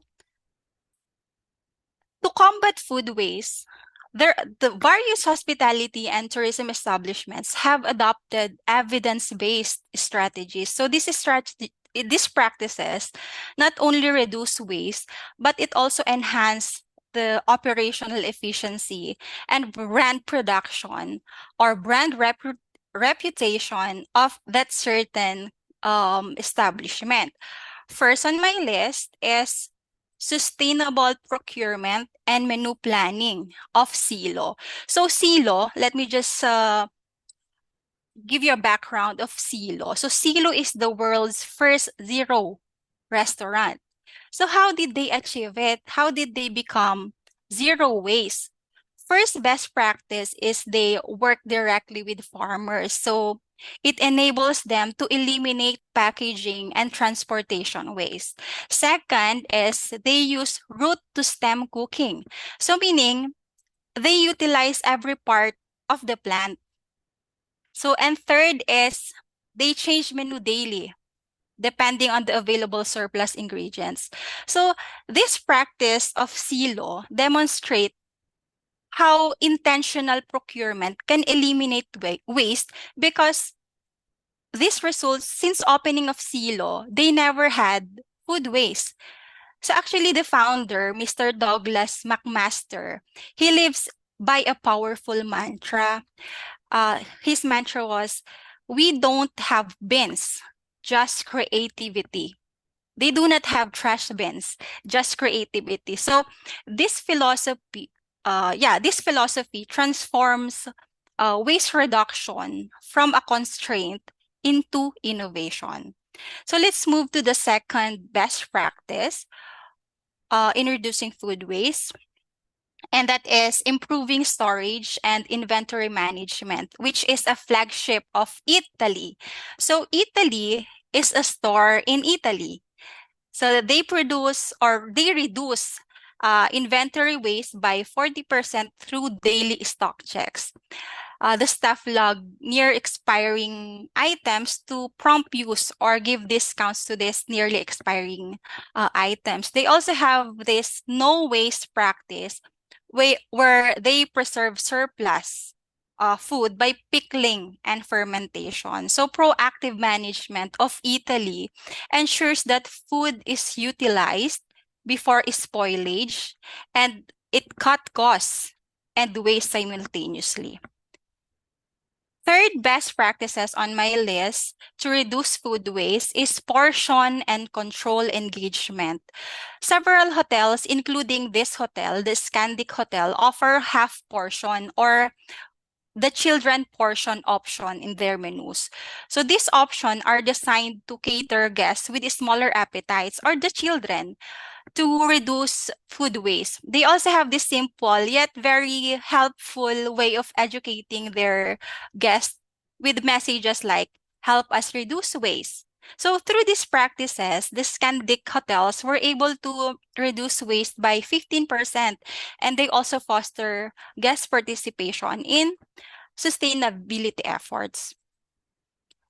Another best practice is staff training and waste tracking. So Marriott hotels in UK, Ireland, Nordics has implemented this food waste reduction initiative across 53 managed hotels. So Marriott kitchens reduce overproduction by 25% after training their staff on waste reduction techniques. And also, they implemented waste tracking tools like Winnows. So Winnows, that is an artificial intelligence tool to help chefs run more profitable and sustainable kitchen by monitoring and cutting waste in half. So really, AI nowadays, if used correctly, is very helpful. Last but not the least is in reducing food waste reduction is creative reuse. Maybe some of us have heard this Blue Hill at Stone Barns. Those who are in the hospitality and tourism, maybe they have heard this viral restaurant, the Blue Hill and Stone Bars. They actually gone viral after their chef Dan Barber was seen on Netflix. So some of their waste not initiative is treating scraps as ingredients. For example, carrot tops. They made use of carrot leaves to make a pesto pasta. They also have this fishbone broth, and they utilize ugly, what they call ugly because it's not perfect, ugly vegetables into a dish. So they have this famous garbage salad. It is also viral, and it has become a signature dish for them, where they use peels, stems, and imperfect produce to have this salad. That's why it is called garbage salad. So another is whole animal butchery, where in this practice they utilize every part of the animal from nose to tail. So by doing these practices, they were able to lower the food cost by whooping 30%. Now, in relation to this best practice of this restaurant,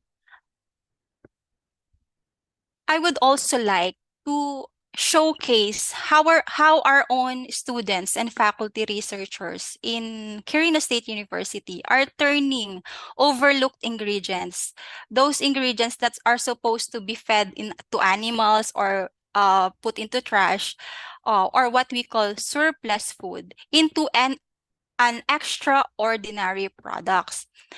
So first on my list is the cold fruit wine.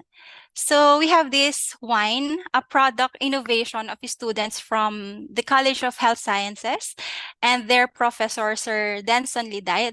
I just like to acknowledge them. They transformed aesthetically imperfect or overripe fruits.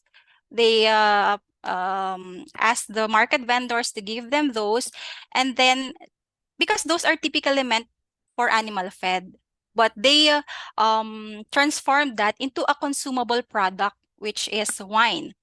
Another is the banana pith kimchi or kimchi.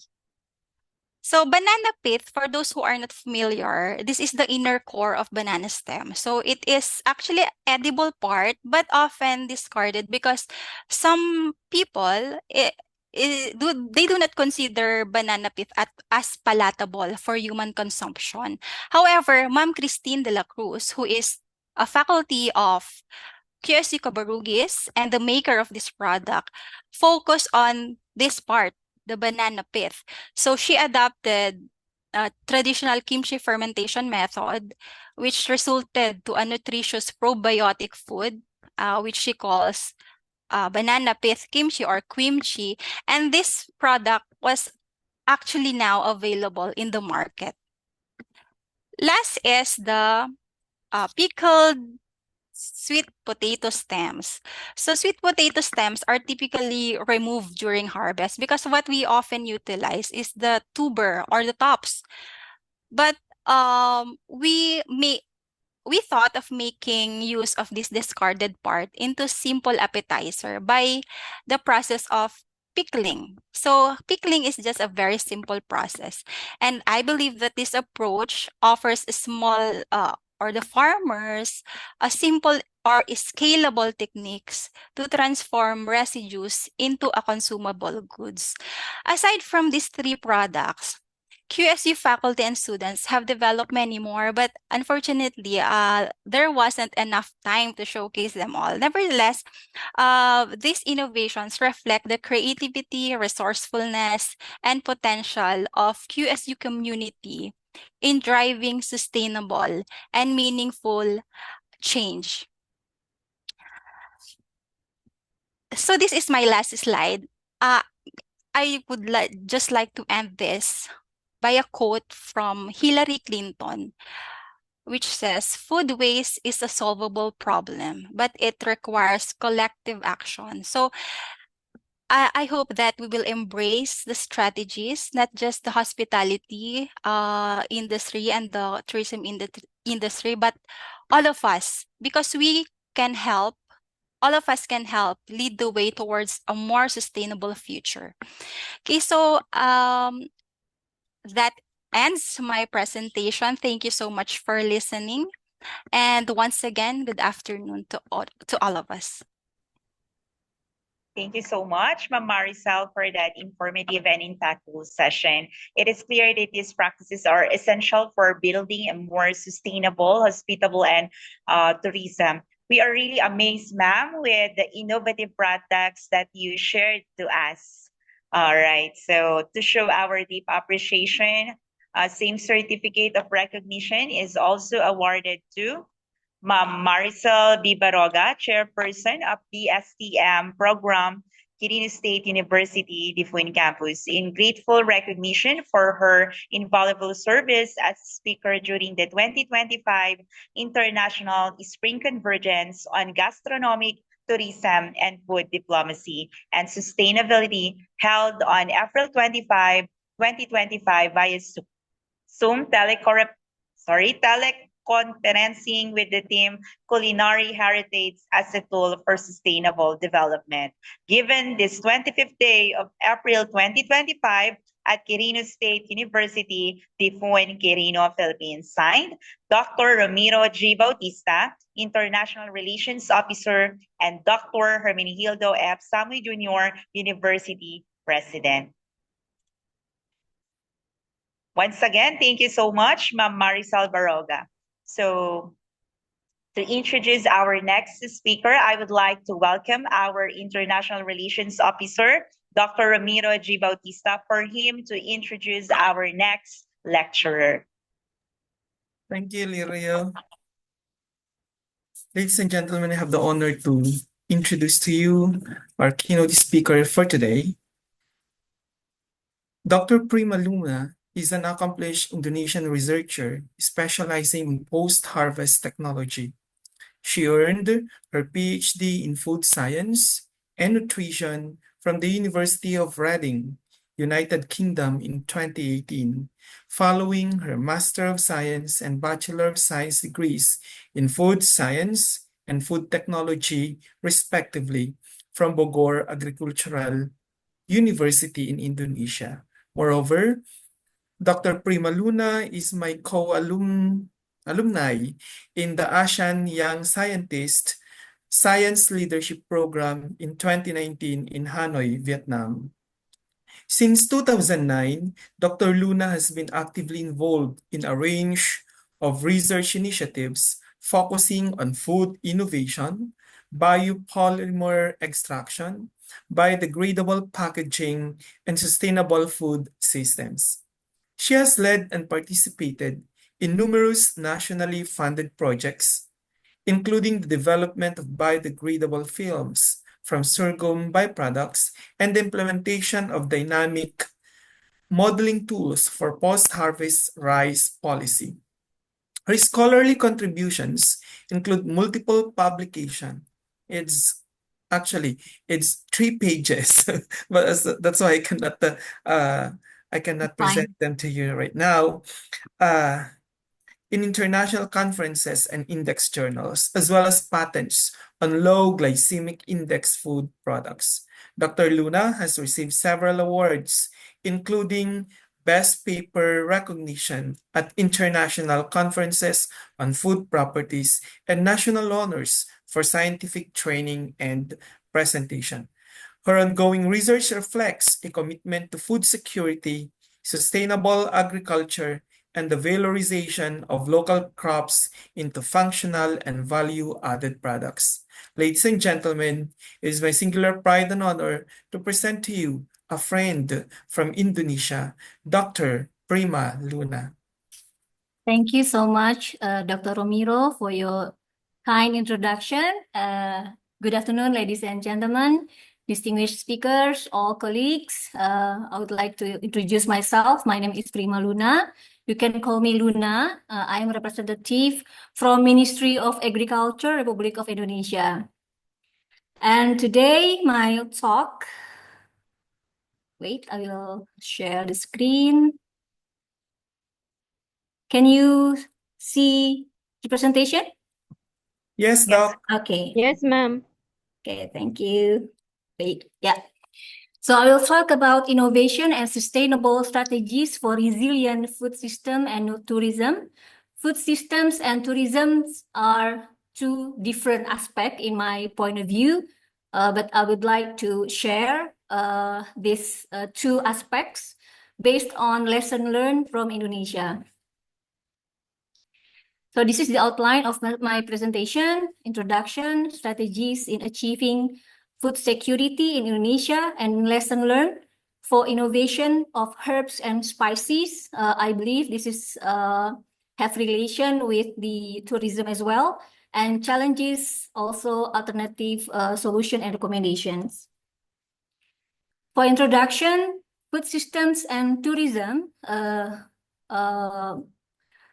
even though there are two big different aspects or issues, they are interlinked pillars of health, culture, and economy, with challenges in environmental degradation as well as the cultural erosion.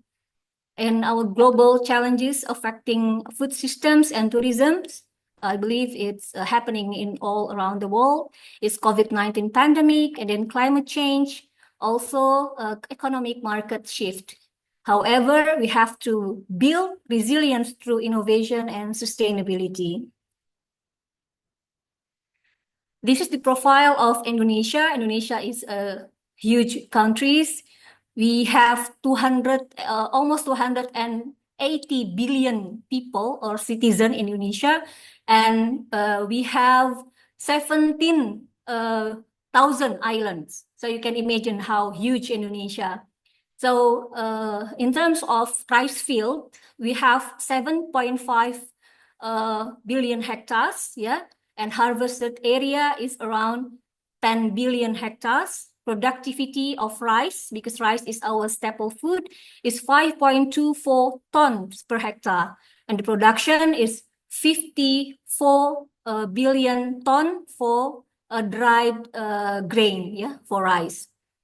And this huge of rice field in Indonesia. So regarding the food security, you have to build very significant strategies, because we have to feed almost 280 billion citizens in Indonesia.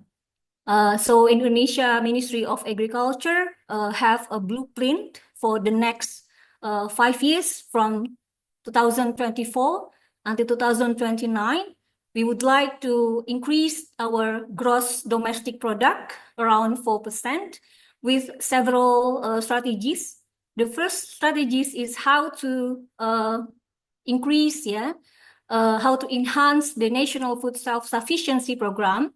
There are several programs. The first is how to provide the superior seeds, including rice, maize, and other crops, and then fertilizers, and then irrigation, system. Yeah, we built around 61 dams for irrigation, and of course the land optimization by utilize the swampland, because Indonesia has a lot of swampland. And for food self-sufficiency program, we try to build a new rice field, yeah, around 3 million hectares.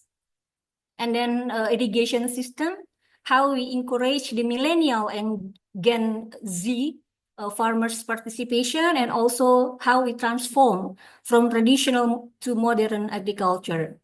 And the second strategies is how to increase the export commodity development by rejuvenation and also superior seeds, yeah, and also increase the added value by strengthening the downstream process.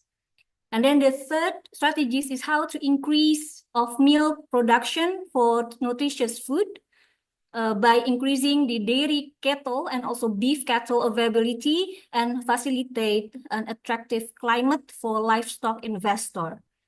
And then the fourth is how to increase the nutritious home garden program, yeah, by produce healthy, nutritious food in gardens, at home, office, school, boarding school, yeah, so we can provide healthy vegetables just from our environment, yeah. And then we also enhance the bioenergy self-sufficiency program by increasing the palm oil production, and then increase biodiesel industry capacity, implementation of biodiesel 50. We hope we can also produce the biodiesel 100% for all vehicles manufacturers, yeah, and decrease the CPO export, increase the world CPO price. These are maps of Indonesia. You can see that Indonesia is a very huge country, and we aim to increase the rice field around 3 million hectares. Moving on to the tourism, we would like to highlight Indonesia's herbal and spice wealth. In this case, Indonesia's unique strength is rich of biodiversity, herbal and spice heritage. Herbal plants and spice are used in food, health, wellness, and traditional medicines. Traditional medicines, we call it jamu. So if you visiting Indonesia, you can hear the word jamu, meaning is traditional medicines. And we have all across Indonesia for jamu. Specific herbs such as ginger, turmeric, curcuma, Javanese turmeric, and also we have bitter herbs. Yeah, and for spices we have nutmeg, cloves, white, black pepper, cinnamon, and vanilla. This is the map of our medicinal plant varieties. You can see that we already established several varieties. For example, ginger. We have Cimangguan, Jahira 1, Jahira 2, Harina 1 until 4. So already around more than 5 varieties for ginger. Most of them is in Java and also Sumatra Island. And for curcuma, specifically in Java, we have established 3 varieties, including Cursina 1, Cursina 2, and Cursina 3. For aromatic ginger, we have Galesia 1 and Galesia 2. For turmeric, we have Turina 1, Turina 2, and Turina 3. Moving on to the distribution map of Indonesia's spices, you can see here, we have nutmeg and cloves in Maluku, in East Indonesia. And then we have also black pepper, white pepper in Sumatra Island, and also cinnamon. Innovations regarding the product development for food and non-food. For food, we have medicine and health supplements. We call it DEHAF. It's already commercialized. DEHAF is can protect from the dengue fever. And then we also have jamu, healthy herbal drinks, black pepper, and then white pepper, nutmeg syrup, nutmeg sweets, and other products. For non-food products, our innovations, including biopesticides, and then balm, lotion, essential oil for aromatherapy, and then myristicin and trimyristicin for cosmetics, jamu for livestock, yeah, not only for human but for all livestock as well, and then pest attractant and other products. Other innovations, we also focus on regenerative farming. Yeah, we also want to build environmental good. Yeah, in our Indonesia for the how to say, for the land, soil land. Yeah, organic, and then also with the less unorganic fertilizer. And also we would like to enhance our smart agriculture technology by using IoT, modern technology, and farming application. And for sustainable tourism experience, such as herbal, we also have the spice based on eco and wellness tourism. We often do the jamu workshop, yeah, and then visiting farms and also spice trails in their endemic location. And for culinary tourism, of course, if you're visiting Indonesia, our restaurant, cafe serve the herbal infused drink, jamu, and many other drinks that derivative from the herbal drinks. Moving on to the challenges for resilient food systems and tourism.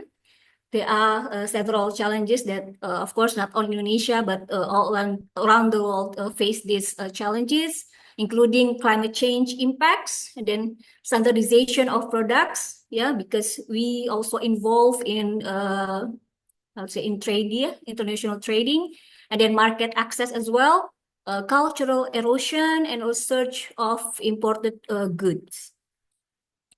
And then to overcome the challenges, there are several recommendations. Of course, we have to train the farmer how to do good agricultural practices, good handling practices, including certification to meet the standard, not only national standard, but also international standard, for example, like Codex, yeah. And then we encourage a lot of all around the how to say, provinces to create the geographic index labels for spices and herbs, and then cross-sector collaboration, of course, not only in agriculture, including Ministry of Tourism, and then for research and other agencies. And then, of course, we would like to add the downstream process, yeah, by added value all the products, including not only in agriculture, but also the spices, the medicinal, and also the herbs. And of course, we have to educate younger generation so they continue to love the herbal heritage. And jamu is one of our heritage, so we have to educate, yeah, young generation in Indonesia to love drinking jamu and other medicinal plants. Okay. Okay, maybe that's all my presentation, Dr. Ramiro. Back to you. Thank you so much for your attention. Thank you so Thank you very much, much, my friend. Dr. Prima Luna, our lecturer from Indonesia, for sharing your valuable insights into your lecture, which is Innovations and Sustainable Strategies for Resilient Food Systems and Tourism. So we are really honored to award this certificate, Doc, recognizing your unwavering dedication, passion, and innovative teaching methods that have inspired countless teachers here who are joining with us today, students, and foster their academic and personal growth. So same certificate is also awarded to Dr. Prima Luna of Indonesia in grateful recognition for her invaluable services as a keynote speaker during the 2025 International Spring Convergence on Gastronomic, Tourism, and Food Diplomacy and Sustainability held on April 25, 2025 via Zoom, teleconferencing with the theme Culinary Heritage as a Tool for Sustainable Development. Given this 25th day of April 2025 at Quirino State University, Dipon, Quirino, Philippines. Signed, Dr. Ramiro G. Bautista, International Relations Officer, and signed by Dr. Hermenegildo F. Samuel Jr., our University President. Once again, thank you so much, Dr. Prima Luna of Indonesia, our keynote speaker. Thank you so much. Thank you very much, Thank Dr. you. Prima, for always accommodating us despite your busy schedule. So again, thank you very much. Do we have Dr. Dragan? I think he cannot make it now. Okay, so let's move on, Ma'am Lirio. Yeah. All right, so to all our participants, you may start filling up now our evaluation, which is sent in our chat box. Meron na po. All right, so thank you so much to our dear lecturers. Now we would like to open the floor for questions. If anyone has questions for our lecturers, please feel free to raise your hand in our chat box in our Zoom. Our team will read questions via chat box. Please state your name and your question. So do we have any questions po?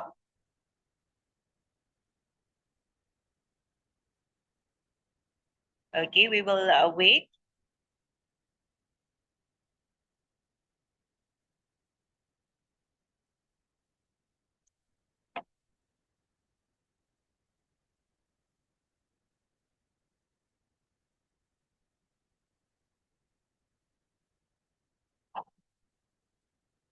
All right. It seems that no one wants to ask their questions because the lectures that were given were very comprehensive. Am I right? All right. So at this juncture, I would like to invite our very own director for instruction here at Quirino State University Medal Campus, Dr. Annalyn Grace Ico, for her to deliver her closing remarks. Dr. Ico? To our guest lecturer from Indonesia, Dr. Luna, esteemed colleagues, students, and friends both in the Zoom room and on Facebook Live, a pleasant afternoon. Thank you all for your time, insights, and engagement as we've explored vital and interesting topics together. As we wrap this day with meaningful lectures and discussions, let's take a moment to connect these important ideas to our shared humanity and collective future.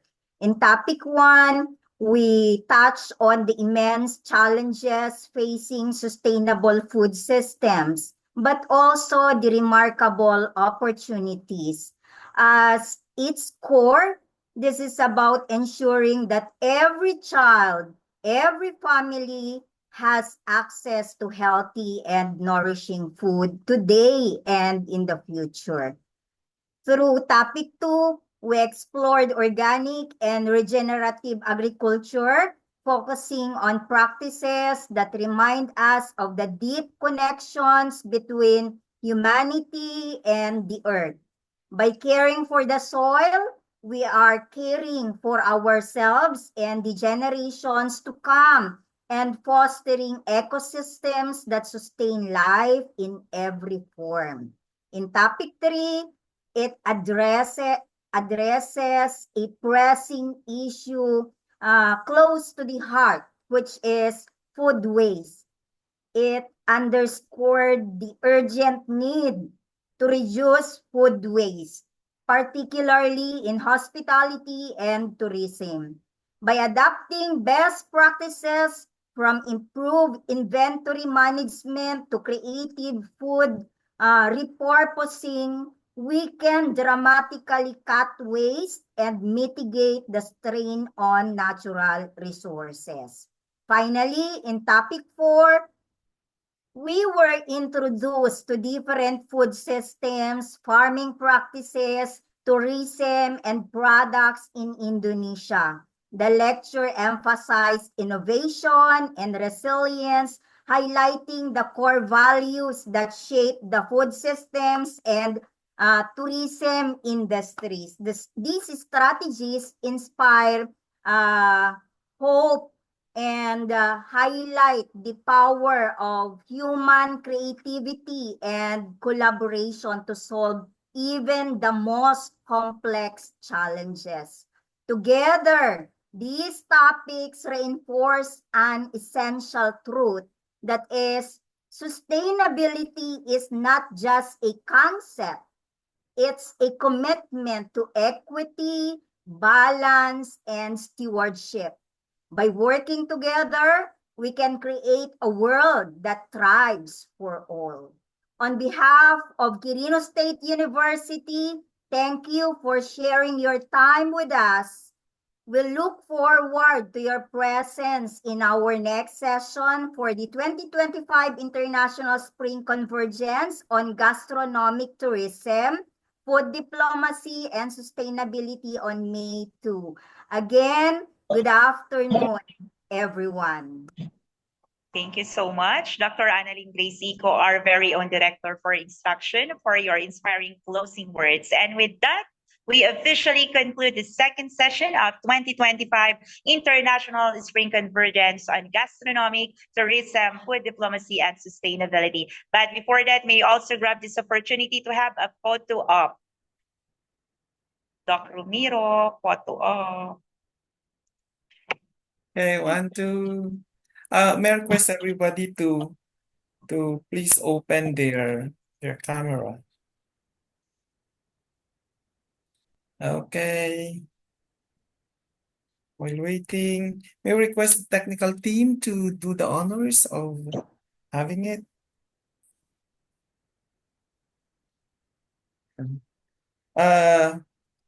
While we are having the photo opportunity, I would like to take this opportunity to invite everyone for the last part of our convergence on May 2.